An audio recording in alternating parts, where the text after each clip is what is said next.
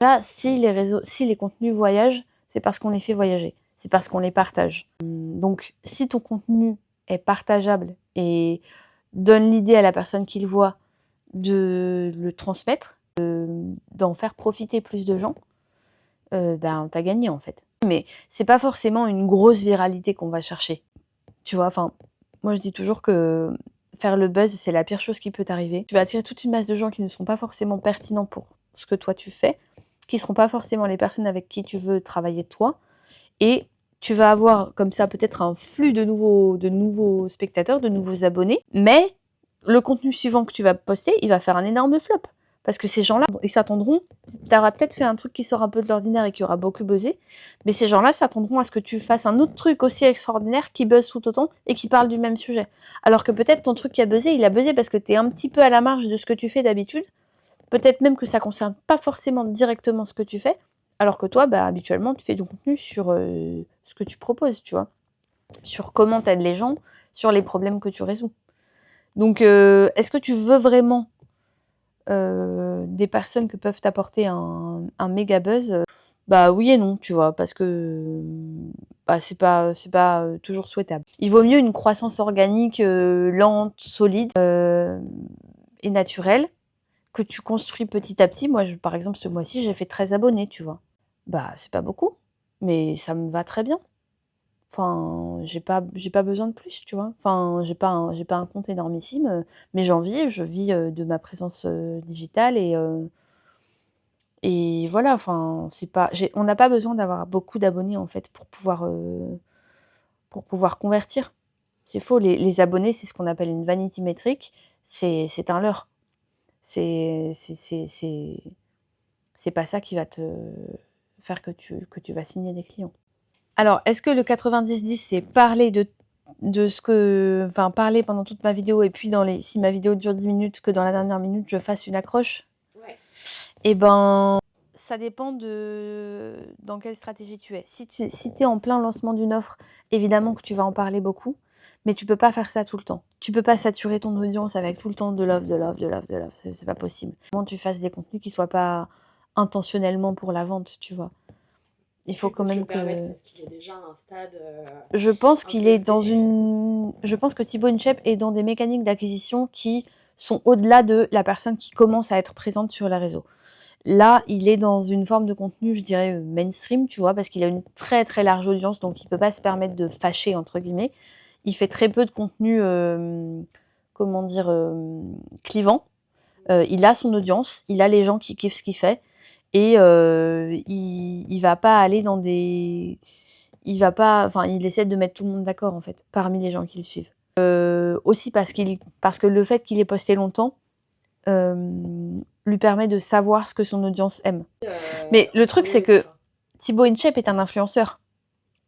Ouais. Thibaut InShape n'est pas un expert. Thibaut InShape, il vend, alors oui, il vend des services et des programmes, mais il vend aussi, une vitrine pour des marques, tu vois? Et quand tu commences à être dans cette dynamique-là, c'est effectivement, là, c'est toi que tu vends. Donc tu vas montrer ta vie privée, donc tu vas peut-être faire des trends, donc tu vas peut-être faire, un peu le clown, sur les réseaux parce que peut-être ça te plaît aussi, hein, il a l'air très à l'aise avec ça, faire un peu rire, faire un peu, voilà, déclencher des émotions, c'est pas forcément une mauvaise chose, tu vois? Mais je pense qu'il y a une logique d'influenceur qu'il faut vraiment séparer de la logique de l'expert parce qu'un expert n'est pas un influenceur. Un expert, par exemple, moi j'ai eu une cliente qui était avocate, c'était hors de question pour elle de faire des chorégraphies sur TikTok et normal, tu vois? Et donc c'est quelqu'un qui, voilà, qui, sur avec qui on va plutôt travailler sur du podcast, sur de l'expertise, voilà, enfin, on n'est pas du tout sur une dynamique de elle va vendre des produits pour des marques. Ce serait débile, enfin ce serait un non-sens. Tu vois ce que je veux dire? Mm.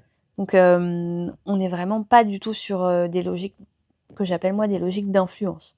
On est sur des logiques d'expertise et c'est ça qui fait la diff, en fait. Ouais, alors comment atteindre le bon équilibre entre je donne de la valeur et je parle de mon offre? Je pense qu'il y a quelque chose à trouver de l'ordre de merde, j'ai mis ma main, on voit plus ma je pense qu'il y a quelque chose à trouver de l'ordre de, c'est important de nourrir ta communauté.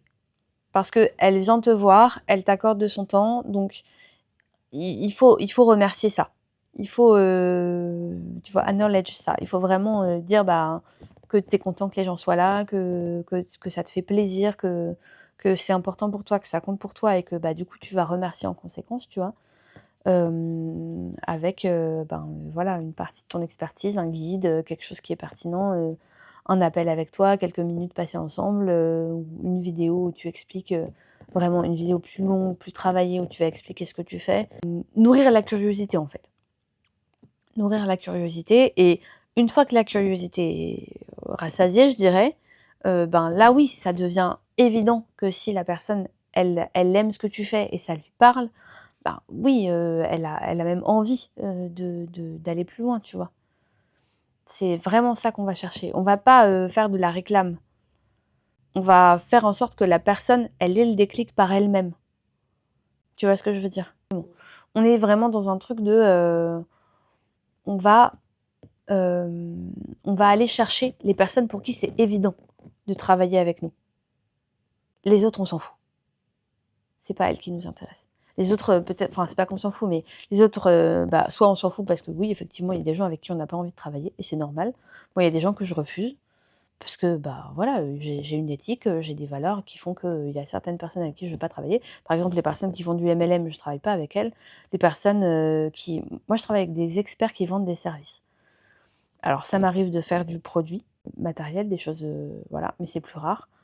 Je fais des exceptions, mais voilà, toutes les si tu viens si tu si tu viens si tu viens me voir et que tu as rien à vendre et que, tu veux juste, ou que tu veux juste, agrandir ton réseau pyramidal, de vente pyramidale, mais je suis la mauvaise personne pour t'aider. Vraiment, ne viens pas me voir, s'il te plaît. C'est quoi le piège quand tu cours après les tendances, mais que tu n'es pas créateur de contenu? C'est le ridicule. Je suis désolée, mais là, enfin, tu ne peux pas, citer, mais pour reprendre l'exemple d'un avocat qui irait sur les réseaux, un avocat peut pas se mettre à faire, des trends de TikTok. Non. Enfin, il faut garder une cohérence. C'est vraiment ce concept-là qu'on va aller chercher. Il faut que ton contenu soit cohérent avec ce que tu fais et il faut que ton contenu montre l'expert que tu es. Alors je veux pas faire peur, c'est toujours bien de se montrer sur les réseaux, mais personne te demande de te ridiculiser, en fait. Si c'est pas quelque chose que tu ferais devant tes clients, pourquoi est-ce que tu le fais sur les réseaux? Tu avais une trend là de manger de la cannelle, je sais pas si tu te rappelles de ça? Tu avais une trend qui consistait à manger une cuillère à soupe de cannelle et se filmer en faisant ça. Donc forcément, tu tousses, tu en as partout, c'est pas tu as une réaction, tu vois, physiologique du corps qui mais quel intérêt de montrer ça? Sauf si tu vends de la cannelle, tu vois? Là, oui, mais sinon, non, quel intérêt de montrer ça? Pourquoi? Complètement. Il y a par exemple, Leïla Hormozi qui, sur ses réseaux, elle te parle comme elle parlerait à son équipe, tu vois? Et sa newsletter est orientée comme ça. Sa newsletter, c'est en gros, elle va t'envoyer comme si tu étais dans son équipe et qu'elle t'envoyait les mémos qu'elle envoie à ses équipes, tu vois? C'est hyper clever. Parce que tu as envie de savoir ce qui se passe en coulisses, tu vois? Elle a une notoriété, il y a quelque chose, tu vois, mais c'est du contenu coulisses et ça marche parce que ça attise une curiosité donc là, oui, tu vois? Si tu fais si tu coches juste des cases parce que, tu as l'impression que c'est ce qui marche et que c'est ce qu'il faut faire en ce moment et que c'est comme ça que tu vas faire du buzz, non. L'intentionnalité est très, très importante quand tu fais du contenu, mais pourquoi est-ce que tu le fais? En quoi ça intéresse ton audience? Pourquoi c'est utile pour eux? Qu'est-ce qu'ils vont en retenir? Quelle est la substantifique moelle un peu de ton truc, tu vois? J'ai des clients qui sont sur, Insta et qui n'ont besoin que de faire des petites OP ponctuelles, tu vois? J'ai envie de te dire, oui, si tu as envie que ce soit ponctuel, pourquoi pas, mais en fait, ce qu'il y a, c'est que sur un réseau, tu construis, en fait. C'est comme une plante. Si tu l'arroses et que tout d'un coup tu arrêtes de l'arroser, tu vas perdre ce que tu as déjà, tu vois, les acquis que tu as déjà eu, la visibilité, c'est incrémental si tu veux. Ça s'ajoute petit à petit. Si tu gardes un peu ton comme sur, Duolingo, tu sais, tu as un strike. Si tu arrêtes de poster, 1 jour ou 2, tu vas perdre ton strike. Tu vas perdre, les ce que tu auras acquis jusqu'ici, tu vois? Ta courbe, elle va descendre, elle va se mettre à descendre. Elle va pas descendre d'un coup, mais elle va se mettre à descendre. Alors, est-ce qu'il y a une erreur que j'ai moi-même faite dans ma propre communication et que je vois maintenant chez mes clients? Je pense que ce serait, ben oui, on l'a tous fait, de garder plein de vidéos en brouillon dans Instagram et puis, ne jamais poster. Il y a toujours matière à il y a toujours matière à dire. On a toujours des choses à dire et parfois avec un petit peu de montage, tu vois, tu peux toujours rattraper, une séquence que tu pensais perdue. Souvent, c'est dans les séquences qu'on trouve les plus nulles qu'on a les meilleures pépites, en fait.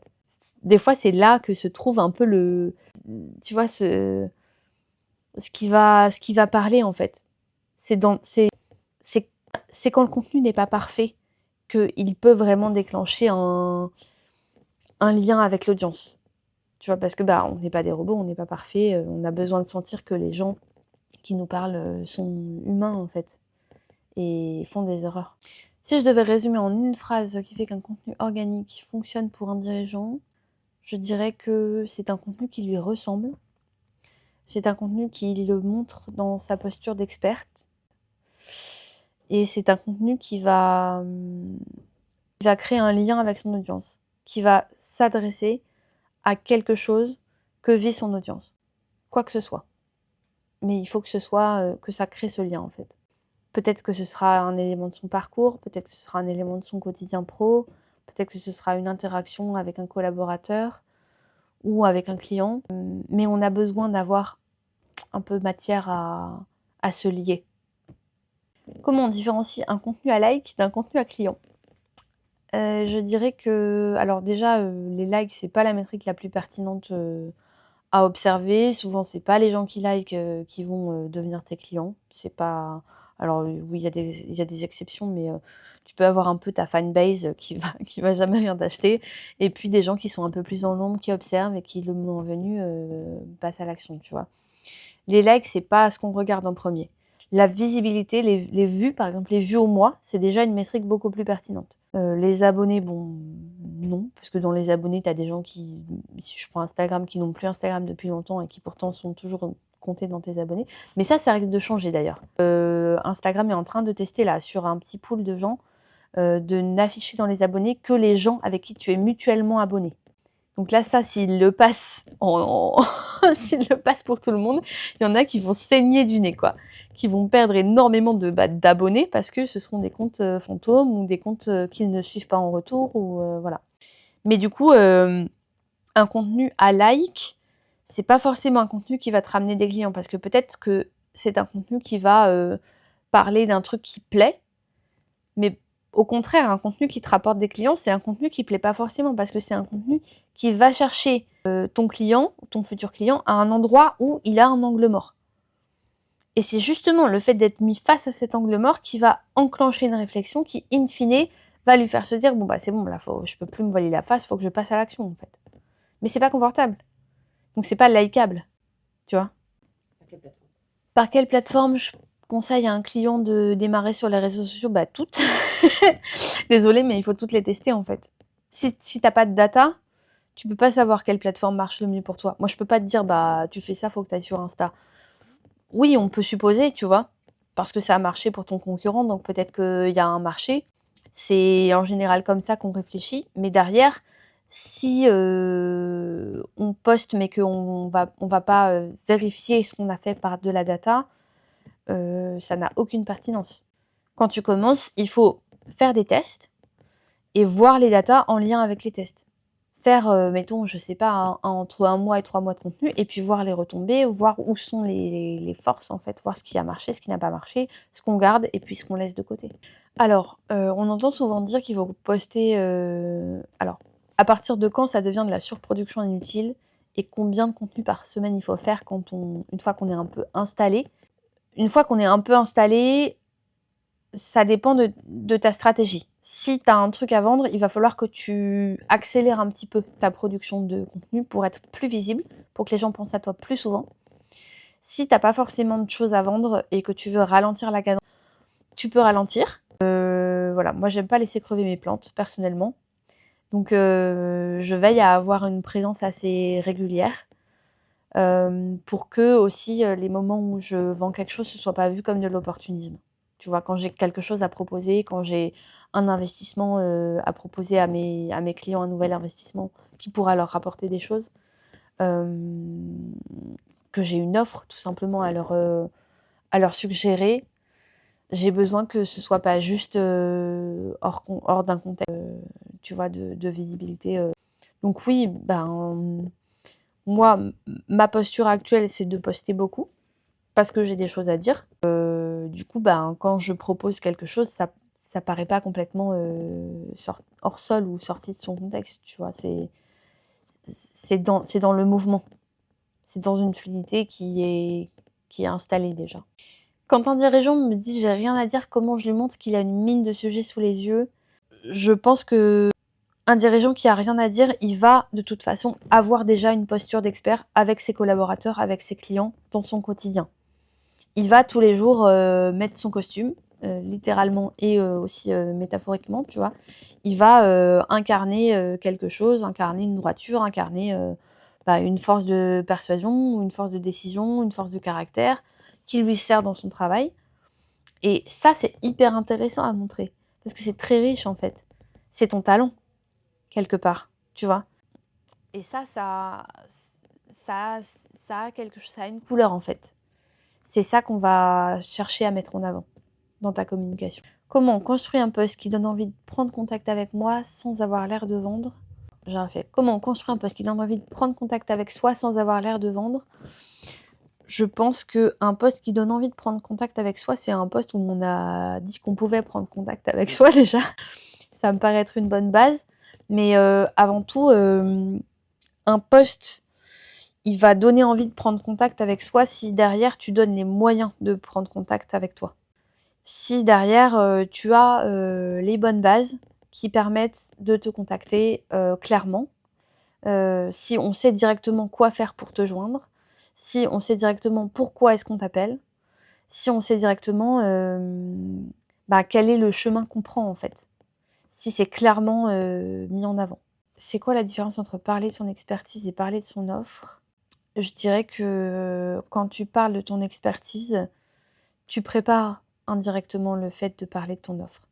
Parce que, tu te mets en avant, en fait. Tu mets en avant ce que tu fais, tu mets en avant ton sérieux, tu mets en avant la façon dont tu le fais, tu mets en avant pourquoi tu le fais, très important. Du coup, oui, tu donnes envie, en fait, par ta posture, par ton que tu as déjà, hein, que tu as juste à révéler, devant une caméra, tu vois? Oui, tu as des choses à dire. Oui, oui, du coup, ça donne envie d'en savoir plus et ça donne envie de faire appel à toi si un jour on a, un problème que tu résous par un de tes services. Pourquoi un dirigeant qui parle de son expertise mais pas de son offre se tire une balle dans le pied? Parce que si tu parles pas de ton offre, on croit que tu as pas d'offre. En fait, c'est aussi simple que ça. On peut pas avoir l'idée de te contacter si tu as pas dit comment te contacter ou si tu as pas dit pourquoi te contacter, tu vois? Il y a, une idée de, il faut prendre un petit peu ton audience par la main, tu vois? Lui dire où est-ce qu'elle doit cliquer, lui dire, que, là, il y a un truc qui peut t'intéresser.